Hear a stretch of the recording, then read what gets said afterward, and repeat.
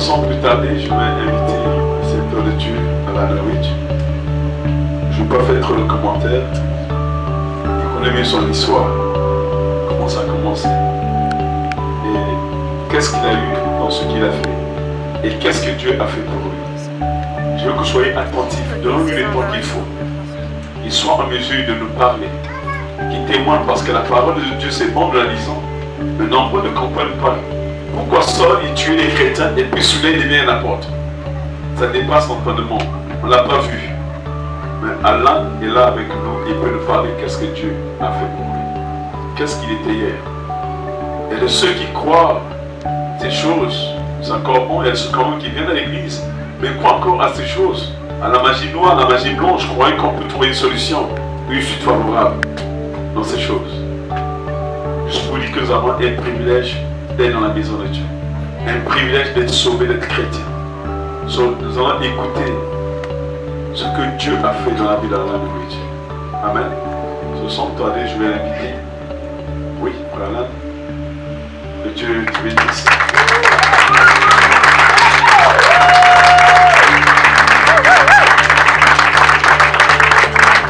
Amen. Donc moi je suis personne. Parce que je suis simplement un témoin. Je suis un témoin de Jésus. Hein? Je ne suis pas un grand homme de Dieu. Je suis un pécheur qui a été racheté par le sang de l'agneau. Amen. Et il m'a fait la grâce. Et c'est un miracle que je suis ici aujourd'hui. Parce que je devais mourir en mois de mars 1978.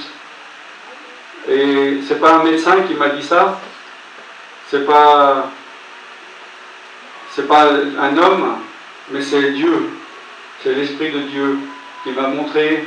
Il m'a dit, si tu continues la vie que tu as, ta destinée s'arrête en mars 1978. Il m'a montré une vision, quand j'allais mourir, où j'allais mourir, comment j'allais mourir. Et vous savez, quand Dieu vous dit quelque chose, vous avez intérêt à ouvrir l'oreille. Il faut être attentif aux paroles de Dieu. Donc nous savons que l'occultisme, la magie, Dieu n'aime pas ça. Hein.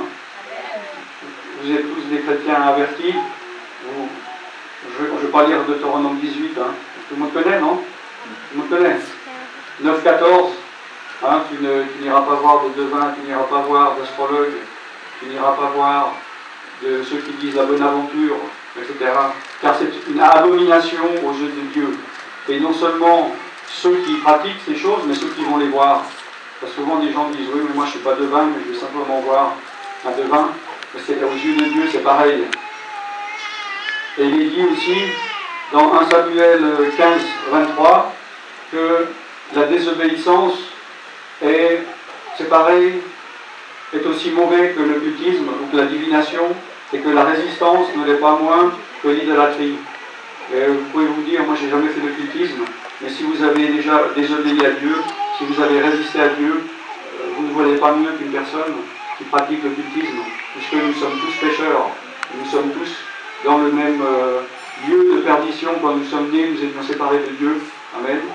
Aucun de nous ne cherchait Dieu, mais un jour Dieu nous a fait la grâce, car c'est une grâce de connaître Jésus-Christ. Amen. Car personne ne peut venir à Jésus à moins que le Père ne l'attire. C'est une grâce que nous avons eue de pouvoir non seulement l'écouter et l'entendre, mais de pouvoir l'accepter. Et on ne vaut pas mieux que quelqu'un qui a entendu parler de Jésus, mais qui ne l'a pas accepté. Parce qu'ils n'ont pas reçu encore la grâce. Et si vous connaissez des gens comme ça, priez pour eux. Je suis sûr qu'ici, il y a plusieurs personnes qui ne se sont pas converties la première fois qu'ils ont entendu Jésus, qui se sont rebellés. Moi, c'était mon cas. Je haïssais les chrétiens, et je haïssais le Christ, et je haïssais la Bible. Et j'essayais de lire des livres pour connaître les pouvoirs spirituels. Et il y a un livre que je n'aurais jamais lu. Si ça aurait été le dernier livre du monde, je l'aurais utilisé pour le brûler, pour me chauffer. Et ça, c'était la Bible, parce que j'étais rempli de démons. Et les démons ne voulaient pas que je m'approche de la Bible, car ils savent que c'est la parole de Dieu. Amen. Ils ne voulaient pas que je m'approche pas des chrétiens, parce que les chrétiens ont la vérité. Ils ne voulaient pas que je m'approche du nom de Jésus-Christ, car ils savaient que si je m'approchais, j'allais être délivré. Alléluia. Amen. Et j'étais ils avaient fait leur maison en moi, comme nous tous avant d'être chrétiens, et ils étaient bien au chaud, ils ne voulaient pas quitter, ils ne voulaient pas partir. Hein, ils voulaient me garder pour l'éternité, pour me tourmenter comme nous tous. Mais Dieu a trouvé un chemin. Hein, c'était difficile, il y en a, c'est peut-être facile parce que vous êtes né dans un milieu chrétien, peut-être vous avez entendu l'évangile, et c'était facile parce que vous avez entendu beaucoup de choses. Mais il y a certaines autres personnes, comme dans mon cas, vous savez, c'est comme, le chemin est difficile pour arriver, comme une rivière où il y a beaucoup de cailloux, et l'eau, elle a de la peine à passer. Mais Dieu trouve le moyen de toucher nos cœurs. Alléluia. Amen. Donc moi, ma famille est de la France, et mes arrière-grands-parents tiraient les cartes, ils étaient dans une société secrète. Je ne parle pas trop vite, vous comprenez? Oui. Ça va? J'ai beaucoup de choses à dire, alors j'ai une tendance à parler vite, de peur de pas tout dire. Mais des fois, on parle tellement vite, après on n'entend plus. Hein.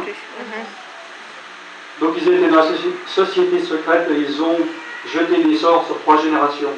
Vous savez, on pense qu'en Europe, il n'y a pas beaucoup, il y a moins d'occultisme qu'en Afrique ou qu'à Haïti, parce qu'en Afrique ou à Haïti, c'est culturel, c'est partout, non?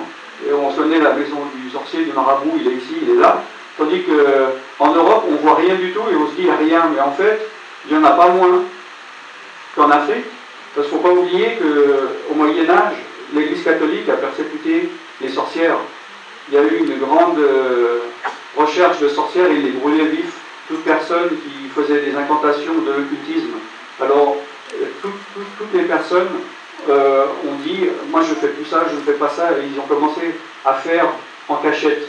Et ça s'est passé de génération en génération, et encore maintenant, si vous allez en Europe ou en France, dans les campagnes, ils connaissent encore plein de choses pour jeter des sorts, mais ils ne se disent pas. Simplement la mère dit à sa fille, hein, si le gars à côté lui fait un problème, voilà ce qu'il faut faire pour lui porter malheur, ou pour pouvoir acheter son champ, etc.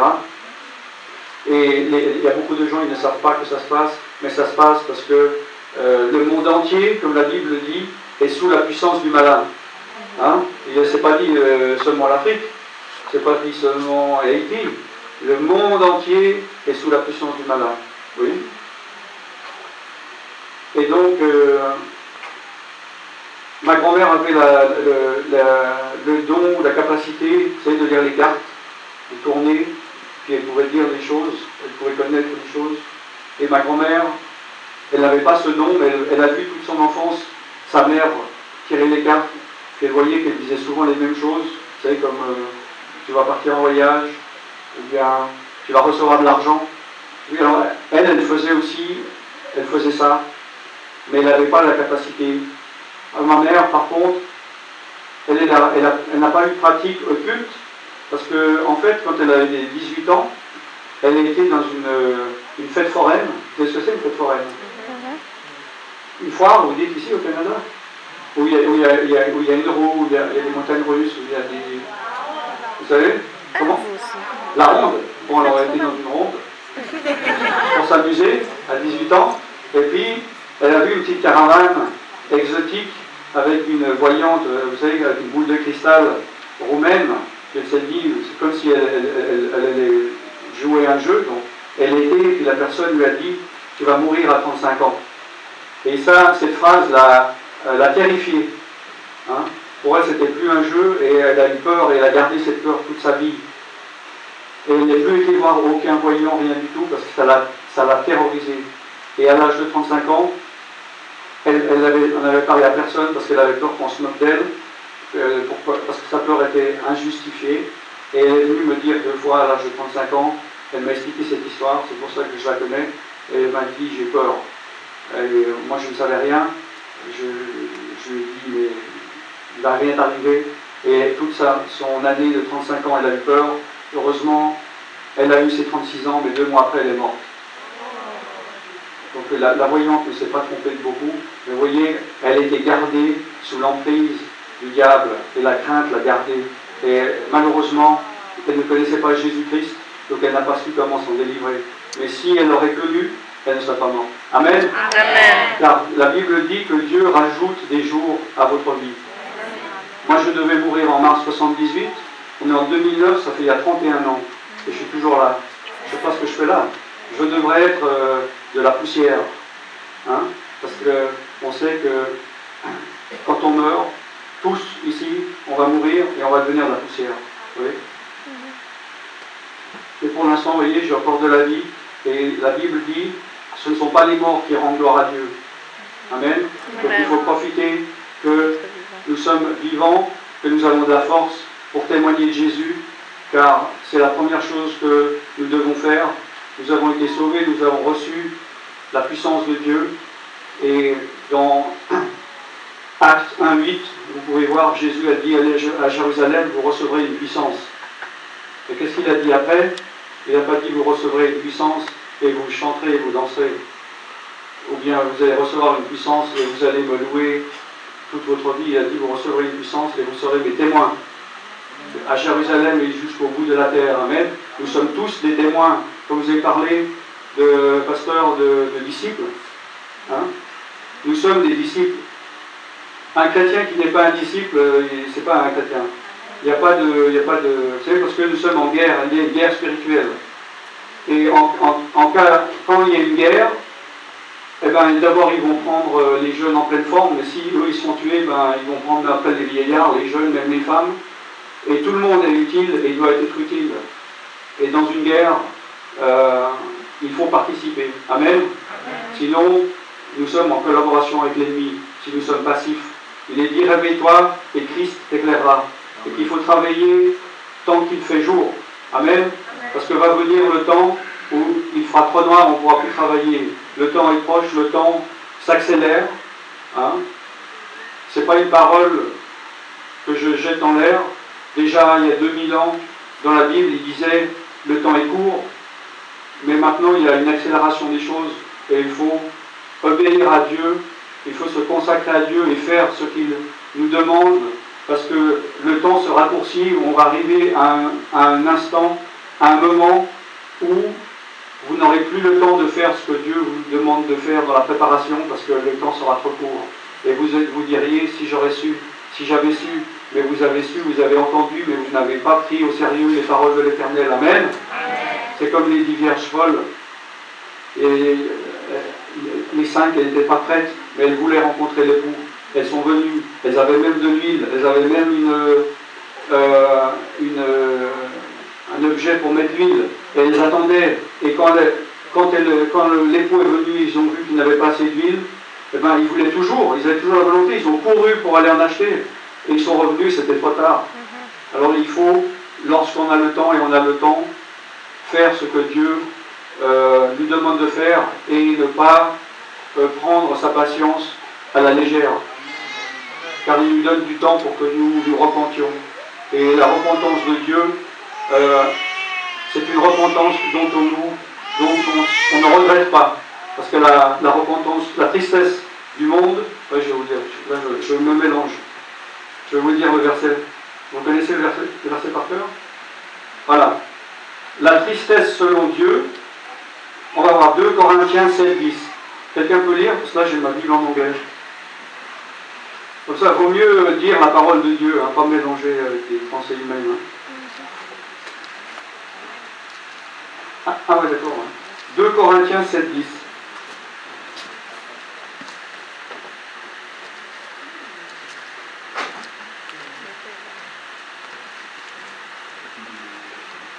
En français.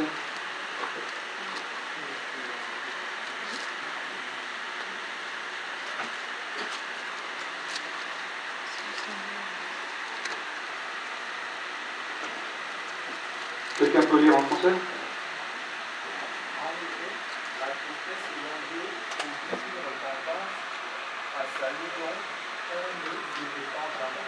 Répète, s'il te plaît. La tristesse selon Dieu produit une repentance à salut dont on ne se repent jamais. Tandis que la tristesse du monde conduit à la mort. Voyez? C'est ça le verset exact. Et donc, moi j'avais des problèmes à l'école, parce que à l'âge de 8 ans, j'ai découvert que je n'avais pas les capacités pour apprendre. Vous voyez? Et je voyais que tout le monde apprenait, et moi j'ai arrêté à l'âge de 8 ans, et j'ai eu un complexe d'infériorité. Je pensais qu'il y avait le monde qui avait une intelligence moyenne, et que moi j'étais inférieur, mais je ne comprenais pas pourquoi, parce que je me suis dit, je ne suis pas plus bête que quelqu'un d'autre, et je ne comprenais pas pourquoi je ne pouvais pas comprendre des choses très simples, parce que normalement à l'âge de 8 ans, ben, à l'école, ce n'est pas des choses très compliquées, mais moi j'étais incapable de comprendre. Et on m'a mis dans une école pour personnes plus lentes, et j'avais vraiment un complexe. Et après, ma mère est décédée, et mon père, il est parti, il nous a abandonnés. Et ben, je suis heureux de voir que la parole de Dieu a dit que ton père, si ton père et ta mère t'abandonnent, l'Éternel ne t'abandonnera jamais. Amen. Alléluia. Donc j'ai été mis dans un foyer pour personnes mineures. Je devais rester jusqu'à la majorité. J'étais dans un foyer où il y avait des gens plus âgés, il y avait des bandits, ils m'ont tout appris, les mauvais coups, comment voler une voiture, comment voler les magasins.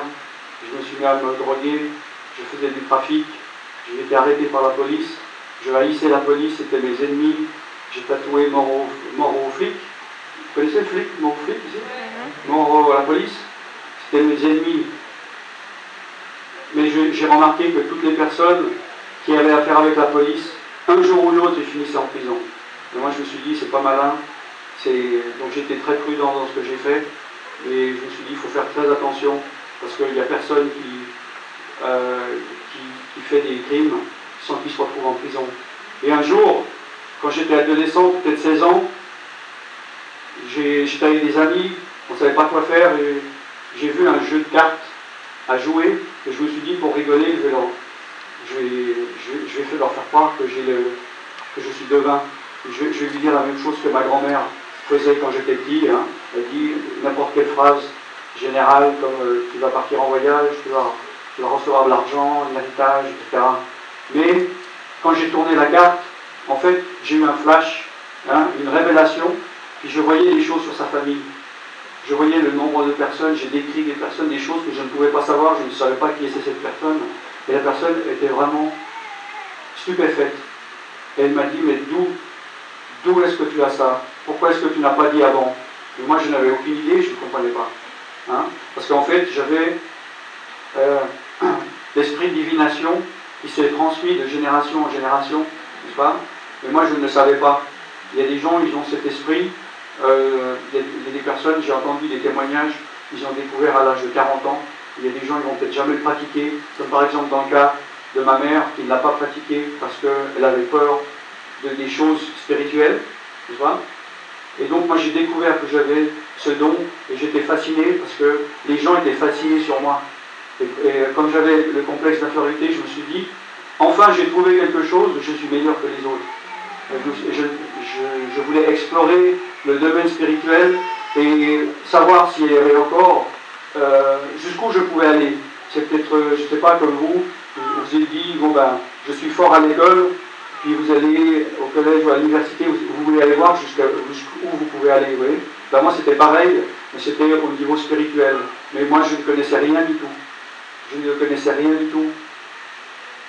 Et parce que là on parle, c'était au début des années 70, et il n'y avait pas Internet, et les gens n'avaient pas autant de savoir que maintenant. D'ailleurs la Bible dit bien que dans les derniers temps la connaissance augmentera. Malheureusement la bonne augmente, mais la mauvaise aussi, à cause d'Internet. Et maintenant tout le monde connaît des choses qui étaient absolument inconnues il y a 30 ans, ou il y a même 10 ans, parce que Internet n'était pas répandu comme maintenant. Vous m'entendez bien? Oui. Voilà. Vous me dites s'il y a des mots que vous ne comprenez pas. Hein. Je sais que je n'ai pas l'accent canadien. Il y en a un qui sait qui est né ici. Ah ouais, c'est une minorité, ça va alors. Non, parce que l'autre fois, je disais mon but. Puis une dame, elle a dit, mais qu'est-ce qu'ils racontent? Parce qu'ici, ils disent mon but. Là, ils enlèvent le T. Après, je l'entends, il dit, ouais, la batte. Ou non, ici. Ah, il me dit, Alors ici, ils mettent des thés où il n'y en a pas, puis ils enlèvent des thés où il n'y en a pas. Alors moi, je ne sais plus où on met, je ne sais plus les enlever. Quoi. On va tout mettre dans un chapeau, et puis on va trier, puis on met où on peut. Quoi. Et donc, moi, je voulais explorer. Et j'ai découvert un livre qui parlait des moines bouddhistes tibétains qui avaient des pouvoirs de transmission de pensée, qui avaient des pouvoirs de l'ouverture du troisième œil. Qui ne connaît pas ce terme, l'ouverture du troisième œil? En fait, c'est la capacité spirituelle de voir le monde spirituel. Hein. Avec ce corps, avec mes yeux, je vous vois. Et l'ouverture du troisième œil, c'est la possibilité d'avoir l'œil spirituel ouvert pour voir le monde et les esprits, le monde spirituel. Et moi j'étais fasciné, je sentais une présence derrière ce livre, comme un guide spirituel, et je lui ai dit, moi si c'est possible, j'aimerais bien l'avoir, et il m'a accordé ce don, cette capacité. Et j'ai pu voir, je voyais les esprits territoriaux, je voyais les esprits environnementaux, je voyais l'esprit des gens, on appelle Laura, hein, L apostrophe Avera. C'est pas une fille qui s'appelle Laura. Hein. Ça, tout le monde peut voir une fille qui s'appelle Laura. Hein. Vous voyez Laura, L apostrophe Avera, c'est-à-dire aura, c'est un esprit. C'est l'esprit des personnes, c'est notre âme. Hein. Et je voyais, il y avait des personnes, ils se croyaient très spirituels à leurs propres yeux et ils se prétendaient spirituels avec des pratiques bouddhistes. Et je voyais leur aura, elle était très faible, elle était très peu énergétique, une couleur très foncée. Je voyais leur vraie nature. Et après, je me suis dit, c'est fantastique, je veux plus de capacité. Et ce guide, cet esprit m'a donné aussi la capacité de la voyance. Hein, c'est-à-dire la divination, c'est de savoir ce qui se passe dans la vie des gens, et puis la voyance, c'est de connaître l'avenir, hein, de savoir ce qui se passe à l'avance. Et j'étais content, je me suis dit, ces esprits ou cet esprit, il m'aime, il me considère. Je me dis, si tu n'aimes pas quelqu'un, pourquoi tu lui fais un cadeau? D'accord. Si je ne t'aime pas, même au contraire, je vais te voler quelque chose.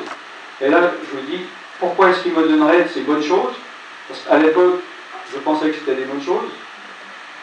S'il ne m'aime pas. Donc je me suis dit, je me confiais dans ces esprits en me disant, ben, ils m'ont adopté.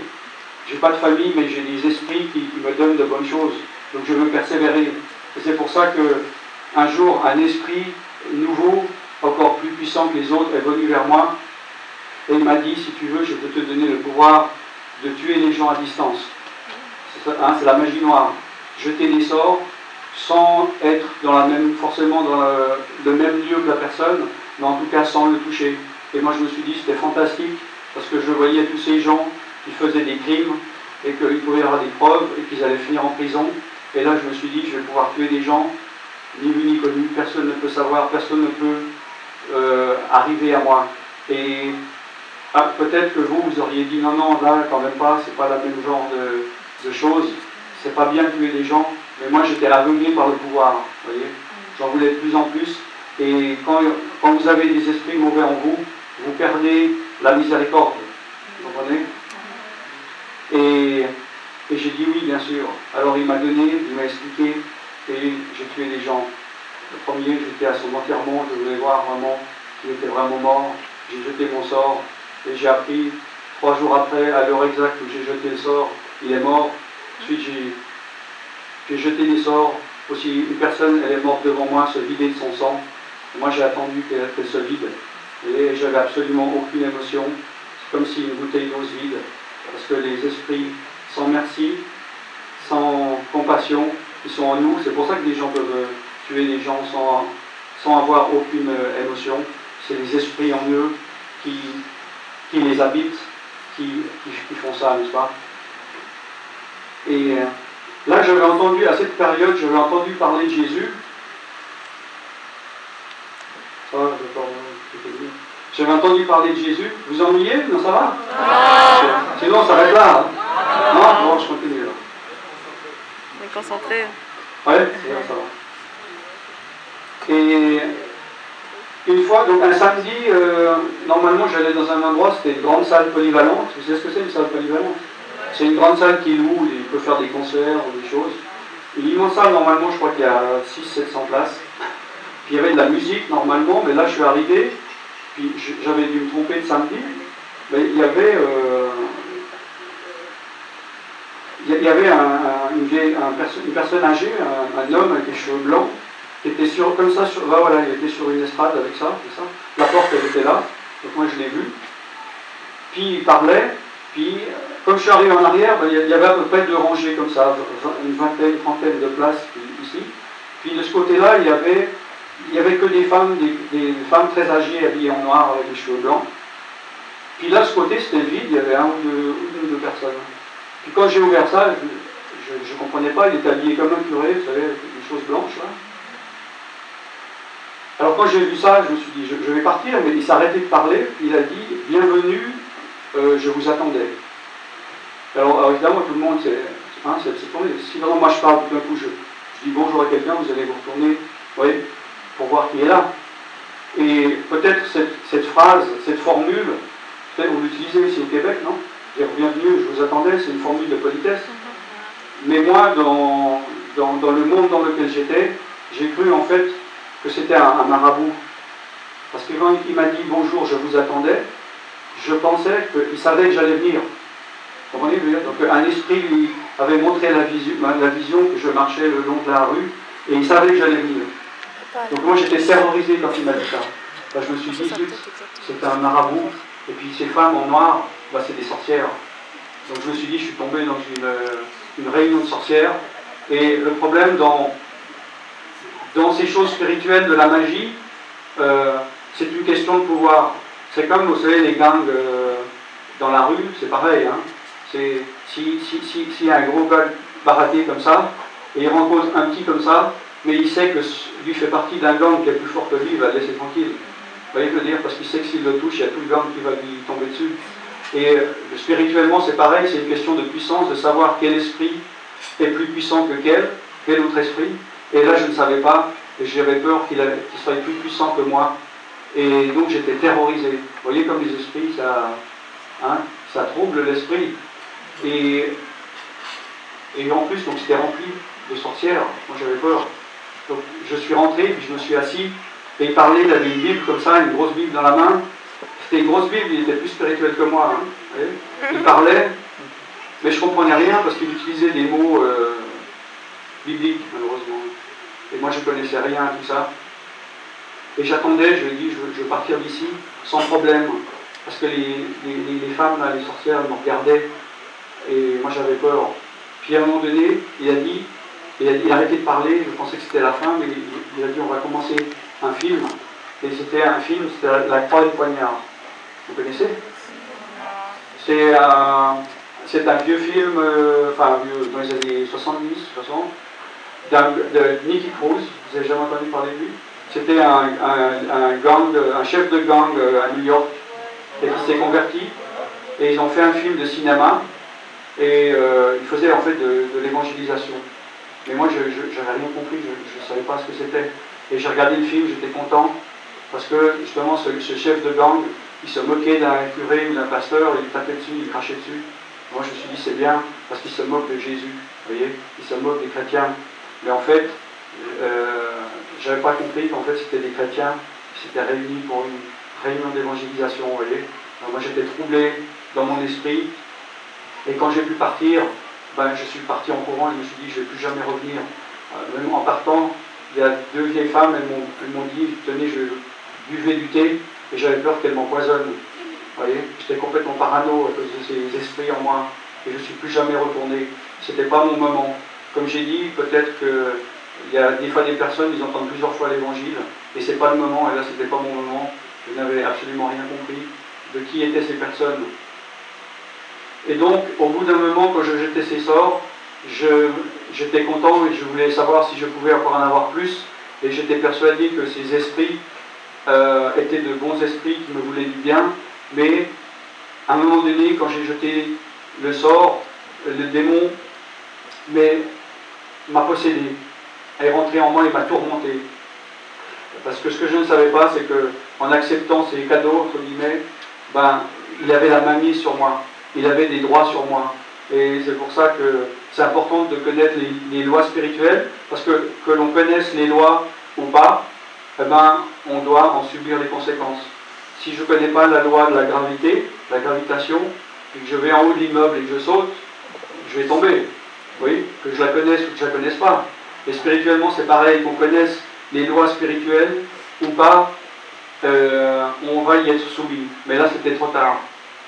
Et parce qu'il avait le droit de me posséder, de me tuer, et son but était de me tuer, que je meure à ce moment-là. Et d'ailleurs, la Bible dit, n'est-ce pas, que le diable est là pour nous voler, nous détruire et nous tuer. Amen. Et j'avais peur que cet esprit me jette sous un camion ou me jette en bas d'un pont et que je souffre. Alors je lui ai dit, écoute, sois sympa avec moi, laisse-moi tranquille, si tu me laisses tranquille, je vais m'occuper de moi-même, ne t'inquiète pas, ce soir, avant minuit, je suis mort. Et il a accepté, parce qu'il savait qu'il n'y avait rien qui allait me faire changer d'avis. Parce que si je changeais d'avis, je lui donnais encore plus de pouvoir et de tourment sur moi. Et finalement, je me suis dit, il n'y a rien de bon dans cette vie. De toute façon, la mort, c'est la sortie de secours. Hein, c'est la porte de sortie. Je pensais que quelques problèmes que nous puissions avoir dans cette vie, en cas de gros problème, on meurt et tout est fini. Hein, comme j'ai dit, le corps tombe à terre, ça devient de la poussière. Et comme quand on dort, vous savez, on ferme les yeux et on perd conscience. Je me suis dit, la mort, c'est ça. Et simplement, on ne se réveille plus. Donc tous mes problèmes seront résolus. Et à minuit, j'ai pris 30 médicaments. Et j'étais en paix, j'étais heureux. J'ai dit, voilà, mes problèmes vont s'arrêter. 17 heures plus tard, donc à 5 heures le lendemain, comme les éducateurs du foyer où j'étais ont vu que j'étais inconscient, ils ont compris ce qui s'est passé et ils se sont dépêchés de m'amener en voiture à l'hôpital. Moi j'étais complètement inconscient. Mais chemin faisant, à l'hôpital, j'ai repris conscience, mais là où j'ai été étonné, c'est que je n'étais pas dans mon corps, mais j'étais hors de mon corps. J'étais dans mon corps, c'était mon âme en dehors de moi. Vous comprenez? Ça s'appelle une expérience de mort imminente. MI-NDE. Qui n'a jamais entendu parler de ça? Ça arrive souvent maintenant dans les hôpitaux grâce au progrès de la médecine. Quand une personne est morte cliniquement, ben, c'est comme si elle commence le processus de la mort. Mais grâce au progrès de la médecine, il réanime la personne et la personne revient. Parce que, je ne sais pas si vous le savez, mais on n'est pas simplement un morceau de viande, nous sommes une âme éternelle. Amen. Et même les personnes qui pêchent, c'est pour ça qu'ils vont vivre éternellement. Simplement, ils seront tourmentés en enfer. Hein? La Bible dit d'ailleurs, souviens-toi de ton Créateur tant qu'il est temps, avant que ton corps ne retourne à la poussière d'où il est venu, et que ton âme, ton esprit retourne à Dieu qui l'a créé. Vous voyez? Et ça, c'est la dimension que moi, je n'avais pas mis dans mon raisonnement. Je ne savais pas que j'étais une âme éternelle, je ne savais pas que l'esprit est dans une dimension indestructible. Ici-bas, on vit dans une dimension terrestre. Le monde physique est une question de cycle. Tout a un commencement, tout a un milieu, tout a une fin, oui. Tout est un principe de graine, de planter. Enfin, ça grandit, ça arrive à maturité, et ensuite ça vieillit et ça meurt. Hein, que ce soit les animaux, les humains, la plante, même l'univers, on sait qu'il est il est en expansion, un jour il va s'arrêter. D'ailleurs, cet univers physique ne va pas durer. Même la Bible dit que la terre et les cieux, cet univers va être enroulé et il va y avoir un nouveau terre et un nouveau cieux. Amen. Car la corruptibilité ne peut hériter de l'incorruptibilité. C'est pour ça que nos corps aussi vont devoir être renouvelés. Amen. Et ça, je l'ai appris, mais sinon c'était trop tard. J'étais là en dehors, je suis retourné, j'ai vu mon corps, n'est-ce pas? Et je me suis dit, ce que je ne comprenais pas, c'est que tout ce que je suis était là, c'est-à-dire ma pensée, ma conscience, ma mémoire, telle que je suis maintenant, tout ce que je peux percevoir, ressentir, j'étais comme ça. Donc j'étais entier. Et j'ai vu que je n'étais pas prêt à mourir. Et j'ai compris à ce moment-là que c'était uniquement quand j'étais dans mon corps que j'aurais pu faire quelque chose pour me changer et que après on ne peut pas. Vous savez, dans la Bible, il n'est pas parlé de purgatoire. Dans la Bible, il n'est pas parlé des prières aux morts. Une fois qu'on est mort, c'est fini. La Bible dit, on ne vit qu'une fois, après quoi vient le jugement. Et c'est ici-bas qu'il faut prendre la décision. Et c'est pour ça que j'encourage les personnes qui sont toujours sur le bord de prendre une décision et qui la repoussent toujours, d'arrêter de jouer ce jeu et de prendre la décision. La parole de Dieu dit, aujourd'hui, si tu entends la parole de Dieu, n'endurcis pas ton cœur. Amen. Aujourd'hui est le jour du salut. Amen. Dans l'éternité, il n'y a pas de jour. Hein? L'Ecclésiaste, Salomon, il dit, il y a un temps pour tout, mais dans le monde spirituel, il n'y a pas de temps. Il n'y a pas de début et il n'y a pas de fin. Il n'y a pas de milieu. L'éternité, il n'y a rien qui change. C'est pour ça que rien ne peut être changé. C'est pour ça que quand Dieu dit quelque chose, il ne peut pas se mentir à lui-même. C'est pour ça que quand Moïse a demandé à Dieu, mais si on me demande qui es-tu, il a dit je suis celui qui suis, ou je suis celui qui est. Parce qu'il n'a pas pu dire j'étais celui-ci ou je serai celui-là, parce qu'il n'y a pas de temps dans l'éternité. Amen. Et donc quand on est dans la dimension spirituelle, on sent que les choses sont telles qu'elles sont et rien ne bouge. Parce que, évidemment, avec le raisonnement humain, on peut se dire, oui, mais Dieu est tellement bon, il va sortir des gens de l'enfer, il va changer d'avis, il va changer, mais sa parole ne change pas, parce que sa parole est éternelle, parce qu'elle était inspirée par l'Esprit de Dieu. Amen. La terre et les cieux passeront, mais sa parole ne passeront pas. Amen. C'est une parole spirituelle. Et donc, je me suis retourné, je voulais voir ce qui m'attendait devant, et là, j'ai vu un comité d'accueil des démons qui m'attendaient pour me tourmenter. Et c'est difficilement descriptible. L'angoisse, je savais qu'elle allait être la mienne, surtout que c'est pour l'éternité. Imaginez la plus grande angoisse que vous avez eue dans votre vie, et vous la multipliez par 1 million, et vous vous dites qu'il n'y a pas de fin à ça. Et ben, c'est l'impression que j'ai eue, c'est le sentiment que j'ai eu. Et là, je me suis dit, pour la première fois de ma vie, j'avais plus envie de mourir. Je voulais absolument revenir dans mon corps pour me mettre en ordre, pour faire tout ce que je peux. Voyez. Et heureusement, grâce à Dieu, ce n'était qu'une expérience de mort imminente. C'est-à-dire que j'ai eu l'occasion de revenir, vous voyez. Sinon, je ne serais pas là. Voyez. Si Dieu n'avait pas été bon avec moi, peut-être aujourd'hui, le pasteur, il aurait dit, je veux juste vous présenter Alan Rich, il aurait pris une poignée de poussière et dit, voilà Alan Rich. Il est mort en mars 78. Passons à autre chose. Amen. Mais je suis toujours là par la grâce de Dieu. Amen. Amen. Et donc, par la grâce de Dieu, j'ai pu retourner dans mon corps, donc j'étais inconscient. Ça va? Oui. On continue, on arrête? On continue. Bon. J'ai repris conscience, mais c'est comme si je voyais tout flou. C'était une grande lumière, tout était blanc. Hein? Et là, tout était flou et je me suis dit, finalement, j'ai peut-être réussi à aller au paradis. Comment est-ce que je suis arrivé au paradis? Je ne comprenais pas, puis j'ai tourné la tête, j'ai vu un être blanc qui s'approchait de moi, et j'ai dit, où sommes-nous? Et il m'a répondu, monsieur, vous êtes à l'hôpital psychiatrique. C'était pas le paradis. J'étais à l'hôpital, je délirais, ils m'ont emmené à l'hôpital psychiatrique, et c'était l'hiver, mais il y avait beaucoup de soleil, et à cause des médicaments, je voyais flou, et c'était une infirmière qui venait. Je me suis dit, bon, je ne suis pas au paradis, mais au moins, il vaut mieux être à l'hôpital psychiatrique qu'en enfer. Amen. Amen. Et là, je me suis dit, bon ben, Dieu m'a donné une deuxième chance. Je suis dans ce corps, il faut que j'arrête de faire des bêtises. Vous savez, je ne sais pas si vous, ici, à Nouvel An, vous faites des bonnes résolutions. Vous dites, je vais arrêter de manger de la graisse, je vais commencer à manger des fruits, non? Je vais arrêter de fumer, je ne sais pas. Donc là, je me suis dit, faut que j'arrête de faire des bêtises. Donc je me suis dit, je vais arrêter de tuer des gens déjà. Et je pense que c'est une bonne résolution. Hein. Et je vais aussi essayer de faire du bien, pour essayer de rééquilibrer un peu ma conscience. Mais je me suis dit aussi, je le savais, que j'avais besoin que mes péchés que mon mal, que ma conscience devait être lavée, devait être purifiée.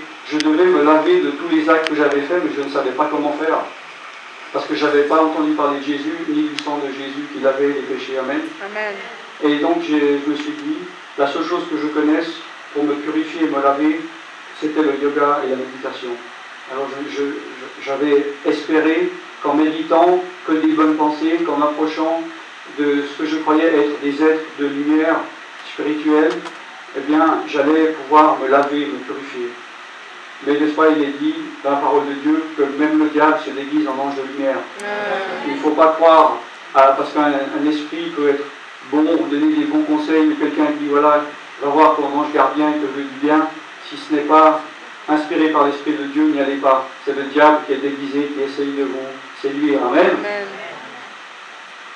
Et donc j'ai pratiqué le yoga, la méditation, mais j'ai eu la révélation au bout de plusieurs mois que je sois la pire des personnes ou la meilleure, je ne m'approchais pas de Dieu d'un millimètre.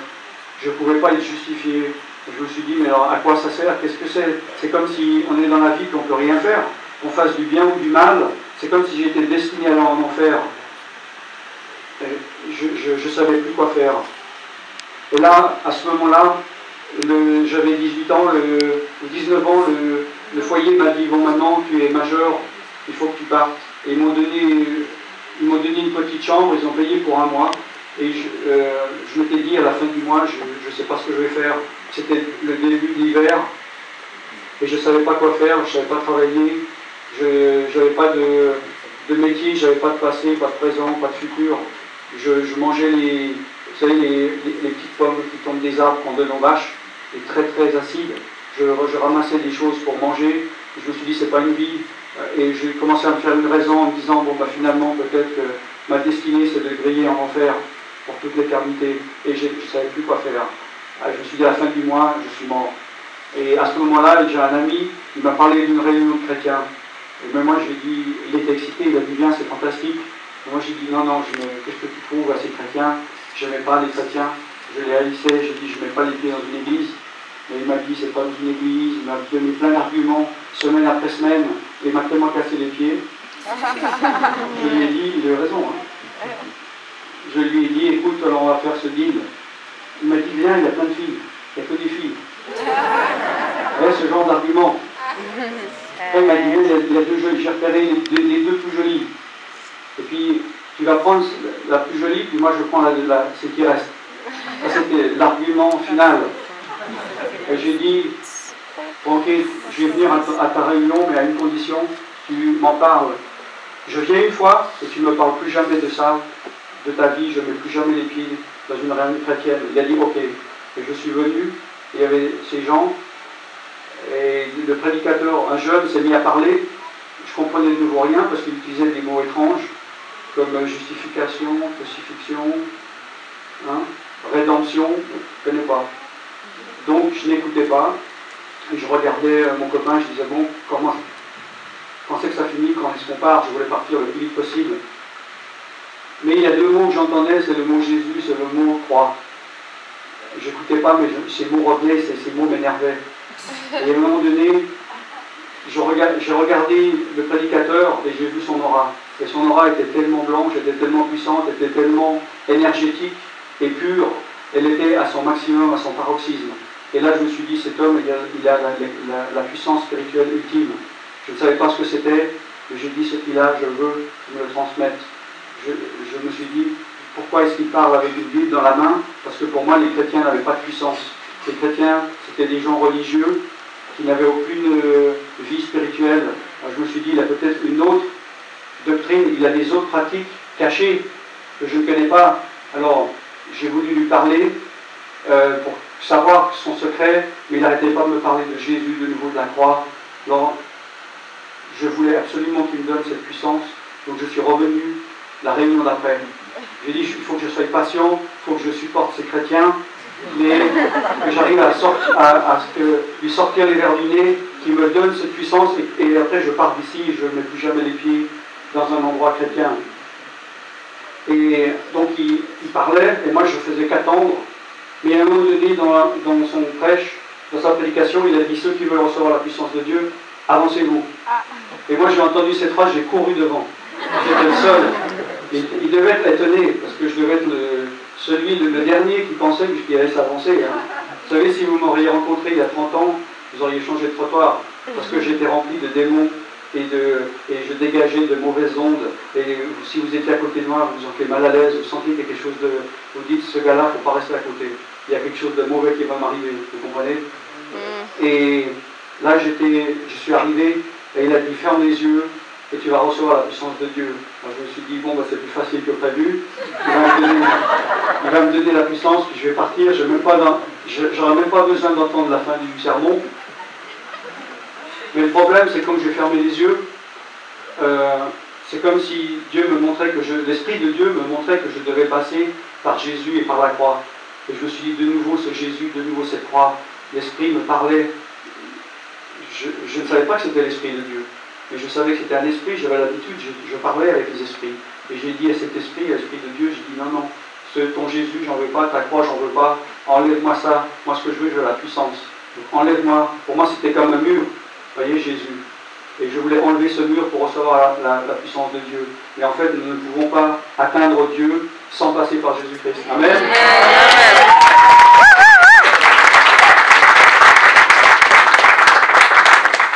Jésus-Christ est le seul médiateur entre Dieu et les hommes. Amen. Il n'y a pas d'autre nom donné. Mais on peut essayer. Jésus est la porte. Je suis sûr que avant Jésus-Christ, vous avez essayé de passer par des autres portes. Peut-être que vous avez fait mal à l'épaule à force d'essayer de défoncer des portes qui ne s'ouvraient pas. Mais Jésus a les bras ouverts. Alléluia. Amen. Amen.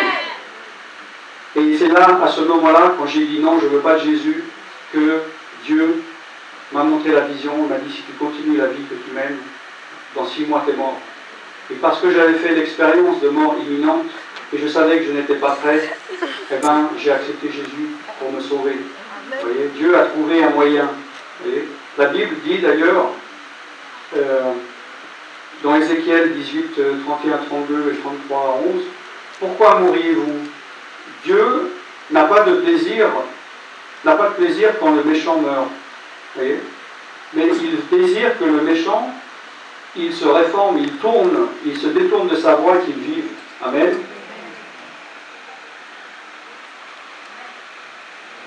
Et dans le psaume 103, il ne m'a pas traité comme mes péchés le méritaient. Amen. Et il ne m'a pas puni comme mon iniquité le méritait. Alléluia. Dieu a trouvé des moyens. Ensuite, ce chrétien prêchait, il m'a dit viens voir ici, il m'a amené dans un coin, et il a dit assieds-toi, et il était à 1 ou 2 mètres de moi, et tout d'un coup il a dit au nom de Jésus, sors! Alors moi je pensais qu'il voulait que je sorte. Je me suis dit, ces chrétiens vraiment ils sont tordus. Hein. Il t'accueille, il est là, oh mon frère je t'aime, tu viens 2 fois, puis après il te traite comme un chien, il te dit bah non ça suffit. Et je me suis dit, ils n'ont aucune éducation, ces chrétiens.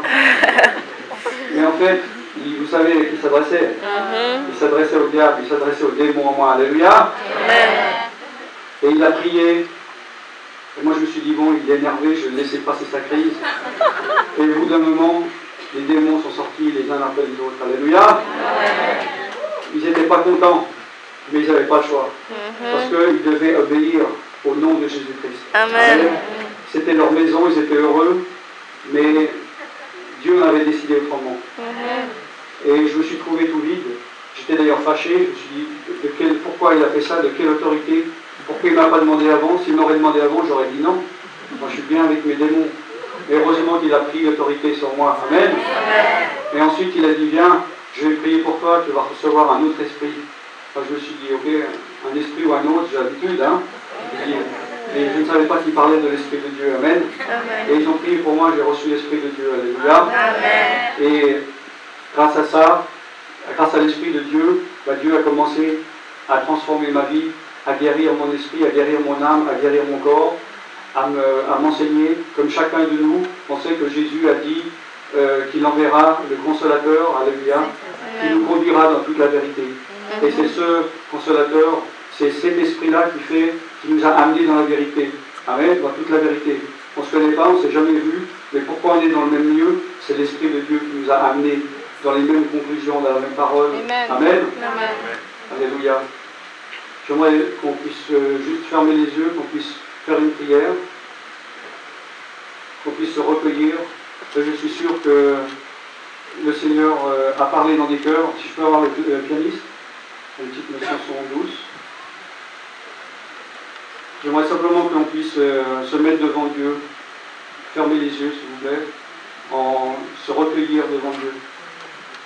Vous savez, quand on vient dans la maison de Dieu, même des fois, quand on commence par la louange, il y a des personnes qui sont bien dans la louange, ils sont concentrés, et ces personnes-là sont bénies parce qu'ils s'approchent de la présence de Dieu. Amen. Et puis il y a des personnes, ils restent comme éloignés, ils sont figurants ou ils sont spectateurs. Et ces personnes-là, si tu es comme ça, tu ne peux pas être béni. Parce que la bénédiction se trouve dans la présence de Dieu. Amen. Et il faut participer, il faut ouvrir son cœur. Car, écoute bien cette phrase, Dieu ne peut pas bénir quelque chose qui ne lui a pas été consacré. Tu comprends? Si tu es loin, si ton cœur est loin, si ton problème tu ne le donnes pas à Dieu, il ne va jamais pouvoir le toucher, il ne va jamais pouvoir le résoudre. Si tu crois qu'il ne peut pas te guérir, tu ne seras pas guéri, car Jésus dit qu'il en soit fait selon ta foi. Si tu ne remets pas ton problème, comment veux-tu qu'il le résolve? Donc il faut ne pas être passif devant Dieu, mais remettre tous ces problèmes, remettre tout notre cœur, ouvrir notre cœur et nous lâcher devant Dieu, capituler devant Dieu, lui faire confiance. Et ce soir, ce matin, j'encourage, si Dieu t'a parlé, je suis sûr qu'il t'a parlé, t'a montré quelque chose, si tu sais que tu as compris l'urgence du temps et que tu as une décision que tu remets de jour en jour, de semaine en semaine, d'année en année, aujourd'hui, n'endurcis pas ton cœur, prends la décision. Si tu dois arrêter de faire quelque chose, arrête de le faire aujourd'hui, prends la décision. Si tu dois commencer à faire quelque chose et que tu as résisté, prends la décision, dis oui, me voici Dieu, je suis devant toi et je t'obéis. Amen, alléluia. Je demanderai si les personnes veulent s'avancer pour simplement un court rappel devant Dieu, pour prendre la décision devant Dieu, quelle qu'elle soit. Je n'ai pas à décrire cette décision. Si vous savez, vous êtes en train de prendre une décision importante devant Dieu et que vous voulez confirmer d'une manière physique et publique devant Dieu, je vous demande de vous avancer. Ne soyez pas timide. Personne ne regarde. Nous sommes dans la maison de Dieu, nous sommes des frères et sœurs. Si vous avez besoin de bénédiction, si vous voulez qu'on prie pour vous, si vous avez une maladie, vous voulez être guéri, la Bible dit, les anciens ils prieront pour vous, ils mettront l'huile et vous serez guéris. Si vous avez besoin d'une guérison spirituelle, une guérison émotionnelle, une guérison de votre âme, même si je n'ai pas mentionné toutes les choses, vous savez maintenant ce que l'Esprit de Dieu vous convainc, l'Esprit de Dieu vous montre. Le temps est court et le temps rétrécit.